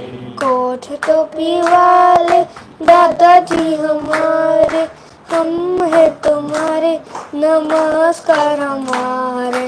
कोट टोपी वाले दादाजी हमारे, हम हैं तुम्हारे, नमस्कार हमारे। नमस्कार हमारे, नमस्कार हमारे, नमस्कार हमारे, नमस्कार हमारे, नमस्कार हमारे। नमस्कार हमारे। जय सच्चिदानंद।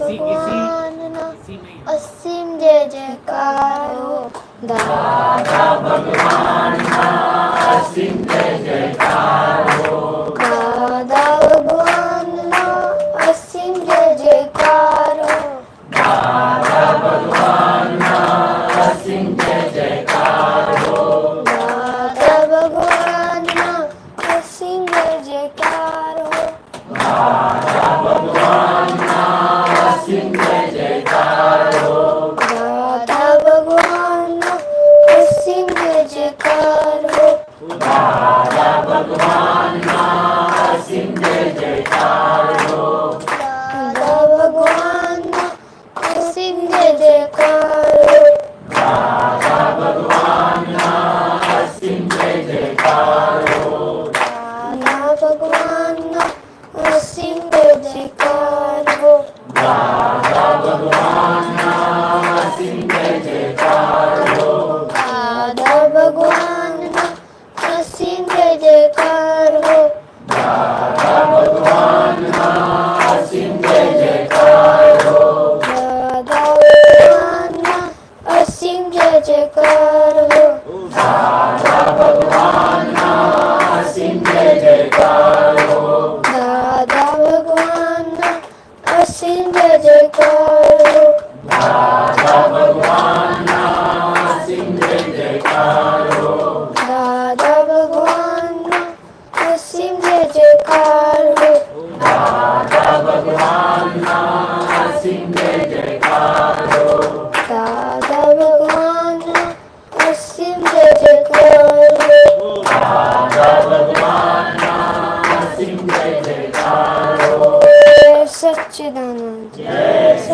सच्चिदानंद। जय सच्चिदानंद। नमो वीतरागाय नमो वीतरागाय नमो अरिहंताणम नमो अरिहंताणम नमो सिद्धाणम नमो सिद्धाणम नमो आयरियाणम नमो आयरियाणम नमो वज्रायाणम नमो वज्रायाणम नमो लोये सवसाहुणम नमो लोये सवसाहुणम ऐसो पंचनमुक्कारो ऐसो पंचनमुक्कारो सर्वपाव प्रणाशनो सर्वपाव प्रणाशनो मंगलाणं च सवृषिं मंगलाणं च सर्वेसिं परमं हवै मंगलम् परमं हवै मंगलम्। ओम नमो भगवते वासुदेवाय ओम नमो भगवते वासुदेवाय ओम नमः शिवाय ओम नमः शिवाय। जय सच्चिदानंद जय सच्चिदानंद। वारसहो दादाना वारसहो दादाना सुरवीर तारे लावजो सुरवीर तारे लावजो कायर बनो ना कोई नी कायर बनो ना कोई नी कष्टो सदा कंपावजो कष्टो सदा कंपावजो रेसी हना संतान ने देसी हना संतान ने सिया तेसु करी सके यार देसु करि सके मननाथ संकट में टके मरणात संकट में टके टेटे नाद नान छे तेरे नाम धरनार छे। जय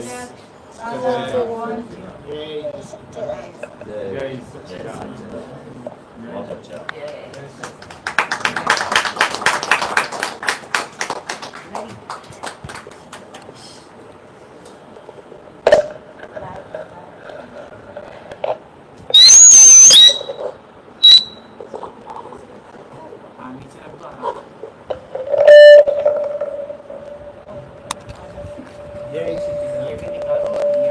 ये माइक कल 11:30 बजे कमल जी के घर पे